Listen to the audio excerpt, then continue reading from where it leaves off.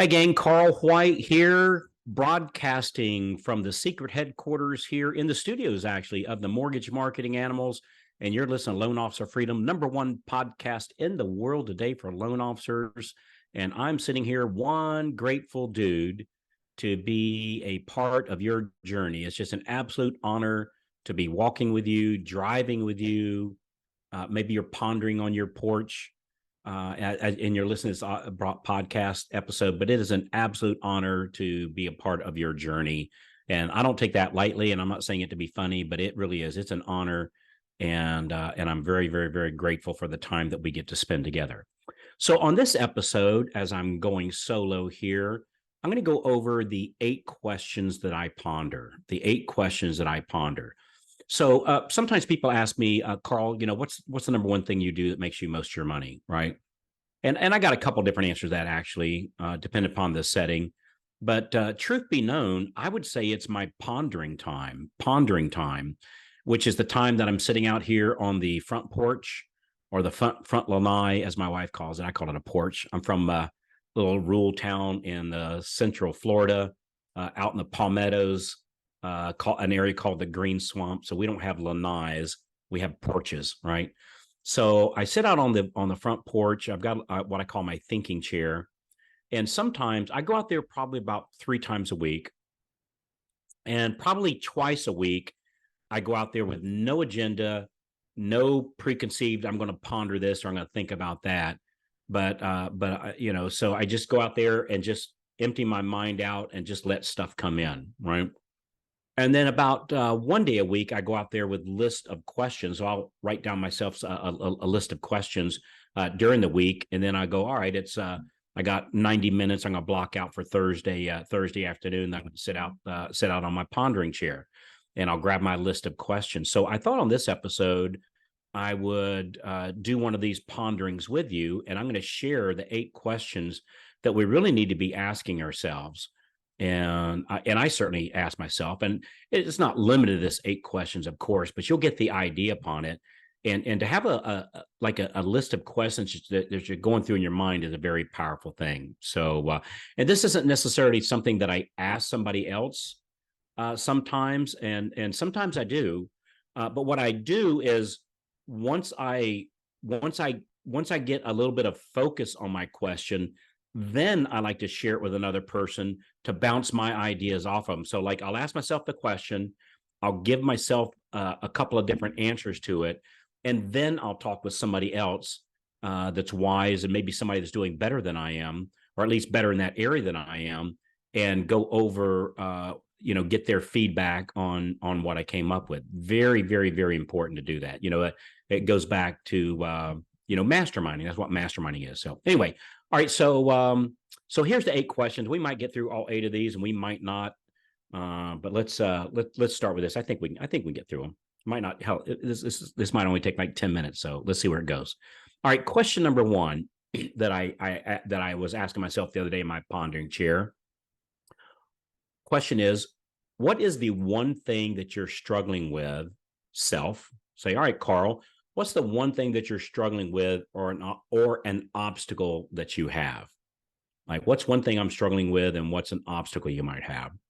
And there's no right or wrong to this stuff, of course, right? So everybody has their own things. And let me tell you something. Me, you, Apple computer, Walmart, Nike, trust me, everybody has obstacles that they're looking to overcome, right? So let's say, for example, what's one for a loan officer? Say, somebody might say, well, my #1 obstacle is low. I'm not getting enough loans.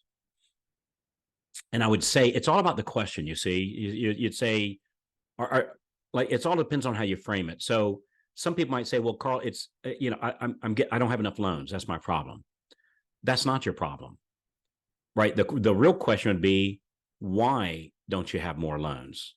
You understand? And understand that when you're asking this, we put all shame, we put all guilt, we put all I should this and I should that. The old joke, is stop shoulding on yourself, right? Don't should yourself.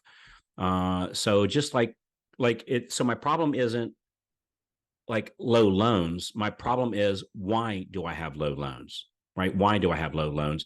And I got some breaking news for you. It's not the market, right? Because we have loan officers closing 10, 20, 30, 50, 60 loans as a personal production, right? So if somebody can do it, somebody else can do it too, right? I'm a firm believer in that. So the question wouldn't be the question wouldn't be the answer wouldn't be my loans are low. It's why are my loans low? And likely, so that kind of spurs another question, right? Which is all this pondering is, just asking questions.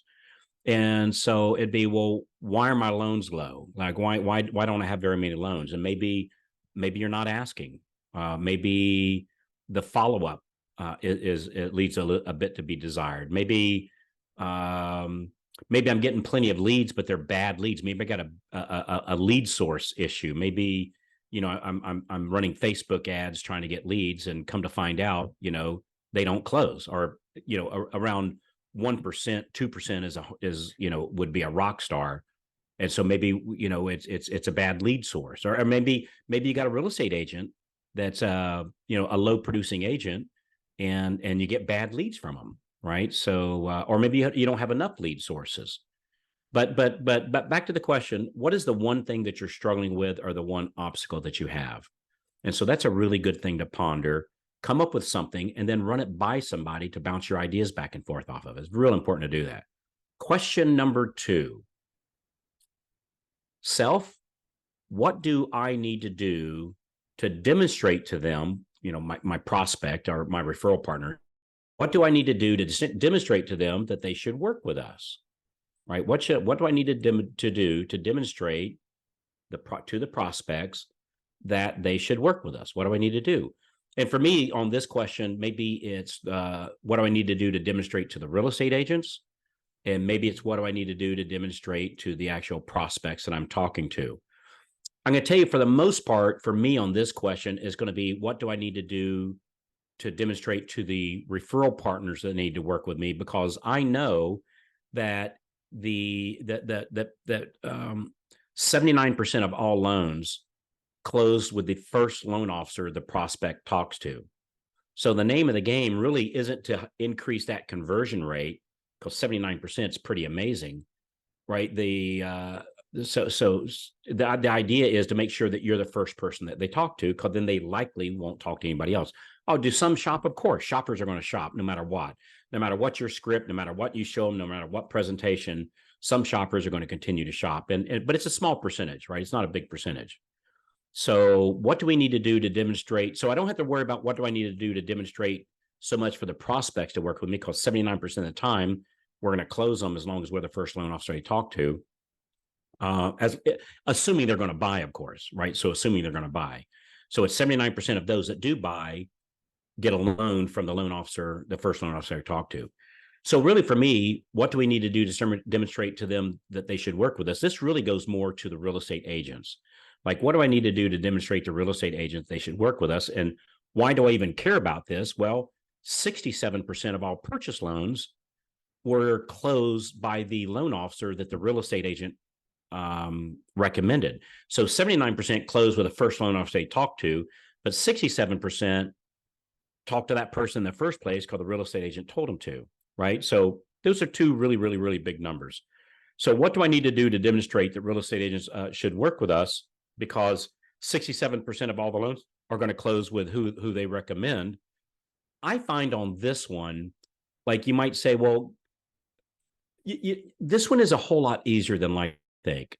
I used to think early in my career, well, I have to do this and that and this and that, and I got to provide this and provide that, and I got to, all these other things. And frankly, that's not true, especially with the high producers. Like with the struggle bunnies or the low producing agents, they're much more needy because they need me to help them build their business because they don't have a business, right? So I need to do, 101, business 101 with them, which may or may not be a good use of my time.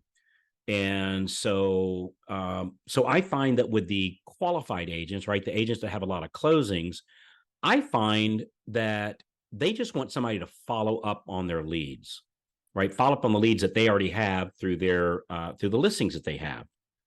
Because, active agents, those that are actually have a lot of closings, typically have a lot of listings, and they get leads from their listing, which are best leads ever. They're the highest converting leads ever. And so for me, if I'm going to demonstrate that they should work with me, I know what their pain point is. Their pain point is their current loan officer likely is not following up with appropriately following up with the leads that they already have.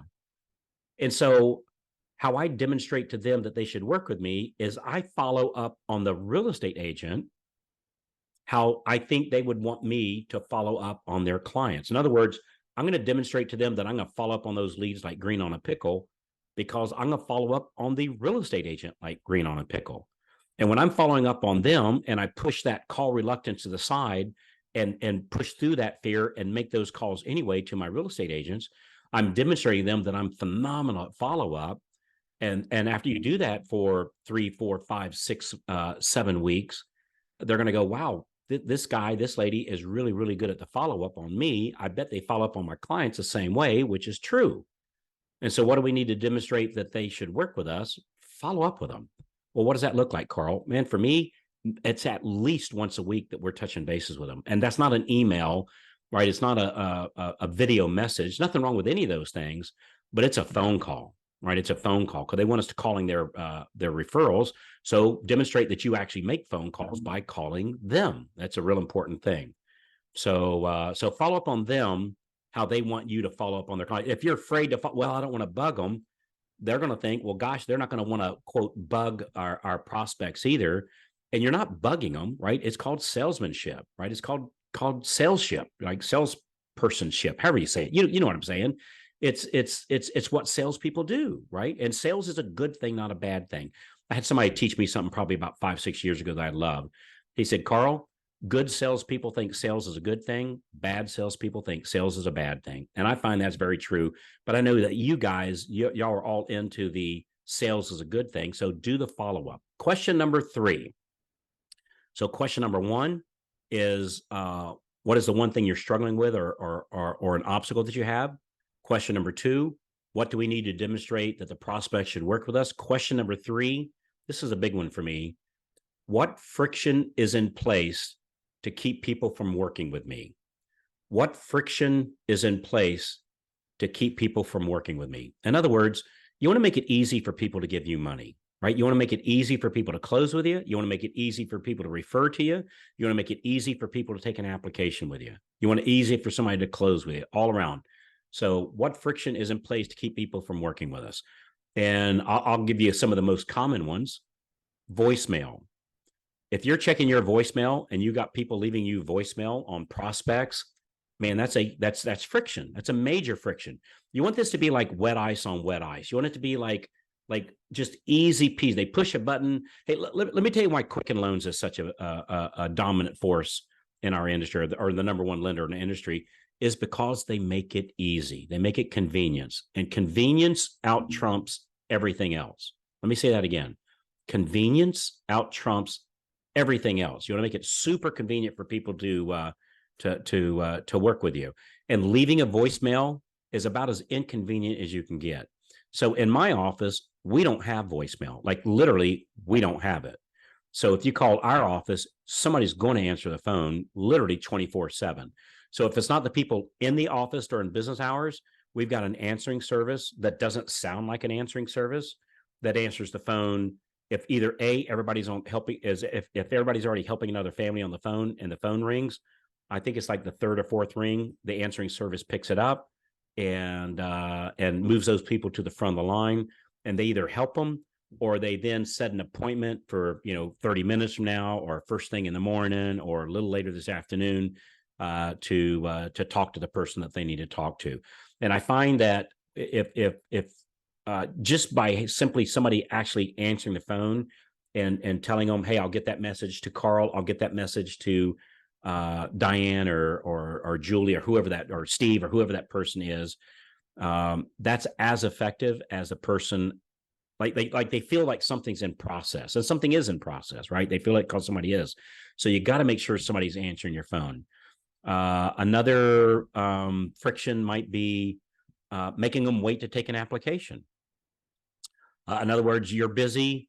You're at a realtor office. You're taking another application. Somebody calls in, wanting to take an application, and they got, again, it goes back to the voicemail. They go back, leave a voicemail, and they can't make an application. Don't do that.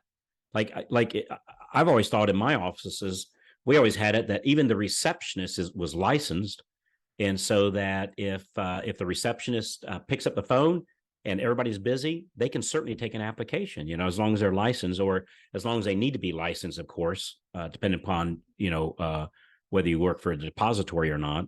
But my gosh, let move them to the front line. Let somebody take an application, right? And it doesn't. This is not high level stuff. Like, I used to think taking an application was like a big deal, and well, I need to do that because that takes a special skill. I mean, come on, guys. It's like name, address, phone number, where do you work? I mean, this is not hard stuff, right? And anybody in your office, as long as they're licensed, and if they're not licensed, they have to get licensed in the next 90 days, right?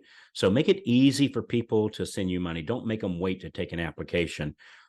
Which I think another thing, we were just talking about this the other day. Should I take online apps or phone apps? For me, ask them which way they'd rather do. Like, if I got them on the phone, say, hey, well, we could do this one of two ways. We can either what most people do is here another 3-4 minutes on the phone. We can take an application right here, or I can send you a link, and you can do the application online. We get a much higher conversion rate when we take it right then and there, because there's no obstacle, there's nothing to get in the way. It happens right now because we're already on the phone. But make it make it easy for people to do business with you. So ask them which way they prefer, right? So what friction is in place from keeping people from working with us? Be very critical with yourself on this one and figure out what those things are. Question number 4. What new skills am I going to develop even more next year? What new skills, or what current skills do I have that I'm going to develop even more? Or what new skills am I going to develop, starting from scratch? Now, when I ask myself this question, I got to be really careful I'm not chasing a shiny whistle or going down a bunny trail. For instance, let's say I want to get a new skill of setting up my CRM. That while setting up a CRM is very important, you doing it is a colossal mistake, right? It might take you a week or two or a month or two to get that CRM set up. When you spend that same time actually prospecting, you'll make way more money, and we can hire somebody to set up that CRM. So you got to be careful on this one. Or if I want to develop a new skill of liking people's posts. Hey, I got some breaking news. That might feel good. It gives us all the warm and fuzzies. We're not going to get business from that, right? Let's just be honest. I saw a survey that was taken not too long ago, beginning of this year, and 3% of all the people that got a mortgage in this survey, they said that they found their loan officer through social media. 3% of the closings. 97% of the closings, they found their loan officer some other way. 67% on the purchase side was through their real estate agent. 3% was social media. So if I'm going to work on a skill, do I want a skill that's going to double the 3% and get 6, or that's going to seriously move the needle on the 67% and get even more on that? Focus on the things that's important, and focusing on something that's at 3%, probably not a good place to focus. So what new skills am I going to develop? I would pick something that's going to really move the needle in a way that people, how are they finding their current loan officer? And in this study, it was 67%. It was of the purchase ones through real estate agents.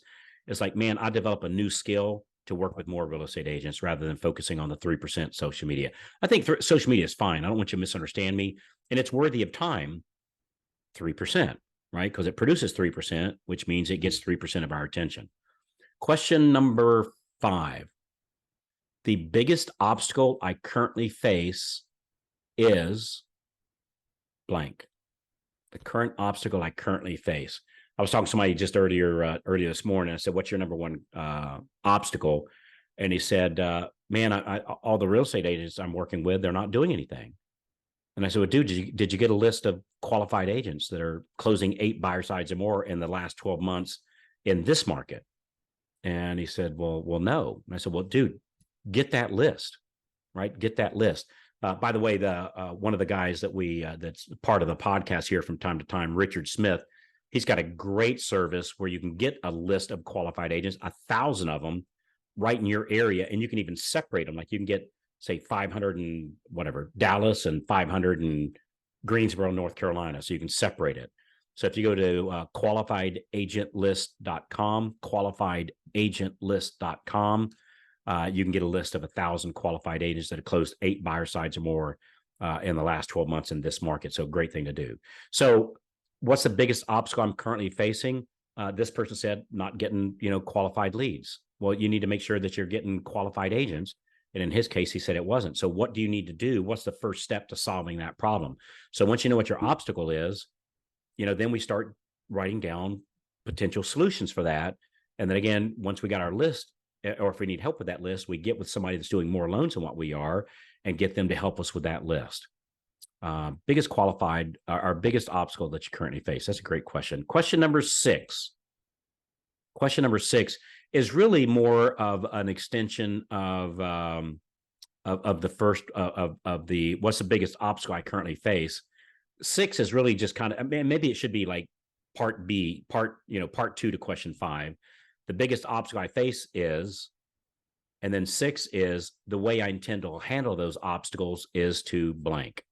The way I intend to handle those obstacles is to blank. Like on this guy, let's say somebody says, well, hey, I've got a list of qualified agents. I've got a service where I've got that. How do I get these agents to start referring to me? Crap, I always call them. Call them, look on that list. Who on there do you already know? Who on there did you have a closing with in the last 2 years? Who on there goes to your church, is a member of the Rotary Club, plays soccer with your kid? If you're brand new to the area, take that list to a title company and tell them, hey, who's the nice ones on this list? Who's the nice ones? And can I drop your name that you told me to call? And now it's not a cold call, it's a warm call because it's a friend of a friend calling. So the biggest obstacle I currently face is part 1. Part 2, the way I intend to handle those obstacles is to, in this case, to call them. I think a lot of times people make the mistake of, there's 2 ways to get to A to Z. You can go A to B, B to C, C to D, E to F, F to G. A lot of places there to drop the ball. I find the best way is go A, right to Z. Just bypass everything. Go A, Z. So just call, ask them, right? What's the worst that could happen? Worst that happens, they say no, right? That's the worst that could happen. What's the best that could happen? They start sending you a referral a month. Well, a referral a month would be worth $3,000 a month times 12 would be worth 36 grand. So worst case scenario, they say no. Best case scenario, we make 36 grand.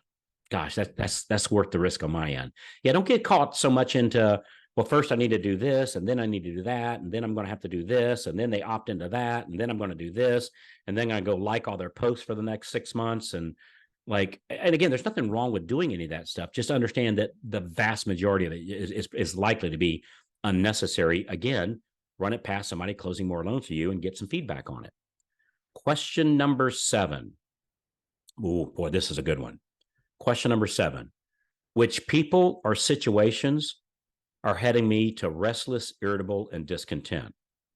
Which people or situations are heading me to restless, irritable, and discontent? In other words, who's getting under my skin? And we can't say all of these people, all people that live in this city, right, are all title companies, are all divorce attorneys, are all real estate. You can't say that because you don't know all of them, right? So you don't know all of them. Which specific people by name are heading me to restless, irritable, and discontent? And then what do I need to do to remove that person from my life, right? And I'm not talking about spouses or family, right? That's a whole different conversation. I'm talking about in my business, which people or situations are heading me to restless, irritable, and discontent? And what's the first step I need to do to remove myself from that situation just as soon as possible? Understand that dealing with somebody is always a choice. It's always a choice. So anytime a situation or person is bothering me, let's say, and this is certainly not the case with me, but let's say it's a processor. I'm just making something up. Let's say it's a processor. So I go, well, this processor is causing me grief. All right. I choose to have a processor. I always like the word I choose. I choose to have a processor that's causing me grief. You might say, well, wait a minute, Carl, it's the boss's husband is the processor, right? So I choose to work at a place that has a processor that's disrespectful to me, that's mean to me, that doesn't help me out, that makes me restless, irritable, and discontent. And when I say I choose to be in that situation, now you have all that power, right? You're not handing the power off to that processor or to the boss's husband or whatever, right? When I say I choose to be in this situation, now I have the power. And if I want a different situation, I'll just choose differently. So which people situations are leading me to restless, irritable, and discontent? And what's the first thing I need to do to eliminate that person from my life, right? And my last question is which people or situations are heading me to happy, joyous, and free? And I'm going to hang out with those people more, right? Which people or situations are heading me to happy, joyous, and free? And I'm going to spend even more time with those people. And I'm going to find out who they're hanging out with and ask if I can hang out with the people that they're hanging out with. Because I find that like people tend to hang out with each other. And so the more happy, joyous, and free people I hang out with, the more happy, joyous, and free I'll be. I find we're all kind of a sponges. And if we hang out with restless, irritable, and discontent, man, that's going to be poison for us. If we hang out with happy, joyous, and free people in our both, of course, in our personal life, but also at work, also hang out with the winners, hang out with the people that's actually doing something. The people that says, "Hey, nobody's writing loans," or everybody's down, or all the agents are down, they're not going to refer to you. That's absolutely not true, right? That's absolutely not true. We have plenty of people closing dozens and dozens of loans, right? We have people that just got in the business that are closing. I was talking to a lady the other day, just got in the business. I think it was 90 days ago. It was Christina. We're going to have her on the podcast here pretty soon. Works with Devin. And I think she was, 3 months in the business and has 6 loans closing this month. So we can't say, well, nobody's doing anything. Christina is, right? Devin is for sure, right? People on my team, we are, right? You always hear me talk about Tammy Saul. She is, right? I was talking with Chris Haynes the other day. He is, right? So hang out with the winners. Hang out with people that are happy, joyous, and free, and I'll be more happy, joyous, and free. And the people that are restless, irritable, and discontent, stay out of there. If you're in a Facebook group and it's happy, joyous, and free, spend more time in there. If you're in a Facebook group and everybody wants to jump off a cliff and hang themselves, get the heck out of that room. Don't hang out with there.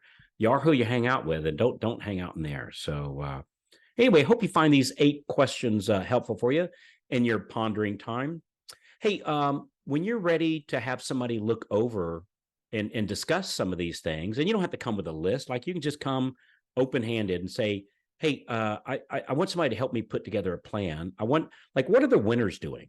What are they doing? Show me that. What are they saying? Who are they saying it to? How are they saying it? When are they saying it? Why are they saying it? Like when you're ready to ramp things up and get serious with this, when you want this 10 out of 10, here's what the 10s do. What the 10s do is they go to freedomclubdemo.com, freedomclubdemo.com. Go on freedomclubdemo.com right now, and it'll ask you a couple questions so we can prepare for the call. And then on my dime, for the next 45 minutes, we will help you put together a plan. And this is not like a cookie cutter that works for, it's the same plan for everybody. This will be one individually applied to you, right? So you'll answer a couple questions so that we can best prepare for the call. It'll take you to a calendar and pick a time and day that works best for you. Again, this is all on my dime, and we'll map out a plan with you. Absolutely no charge whatsoever. And this will be not a teaser. We'll walk you through a complete plan. And some people at the end of that plan say, man, this is awesome. Can you guys help me implement this plan? And then we can talk about that. And some just grab the plan, say, hey, I got it from here. Totally cool. Totally okay. We're just here to help you. freedomclubdemo.com. Go spend some time in your pondering chair. Looking forward to talking to you when you call in. Please share this episode with 3 of your loan officer friends. I'd really appreciate it. If you're a branch manager, send it out to your loan officers. If you're a loan officer, send it out to your branch manager. So we really appreciate that, helping get the word out. So that's it. So there's the 8 questions. Looking forward to talking to you when you call in at freedomclubdemo.com. And man, take on the day, hang out with happy, joyous, and free. And it's just a great honor that you are part of my world that's happy, joyous, and free. And I sincerely appreciate it. So thanks again. And we'll talk to you when you call in. And we'll see you on the next episode of Loan Officer Freedom. Thanks again, everybody. Bye-bye.